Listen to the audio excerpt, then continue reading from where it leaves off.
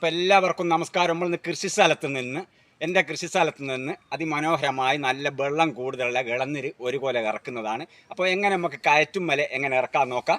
Okay, നോമ്പ് എടുക്കുന്നവർക്ക് നോമ്പ് എടുക്കുക നോക്കുന്നവർക്ക് എല്ലാവർക്കും എൻ്റെ വകയിൽ നല്ലൊരു സെല്യൂട്ട് അടിച്ചുകൊണ്ട് നമ്മൾ തെങ്ങിൻ്റെ മുകളിലേക്ക് കൃഷിസ്ഥലത്തുള്ള തെങ്ങിൻ്റെ മുകളിലേക്ക് കയറുന്നതാണ്. ഒരു കൊല ഇറക്കുക. ഓക്കെ, നല്ല ഒരു സെല്യൂട്ടും കൂടി. ഓക്കെ,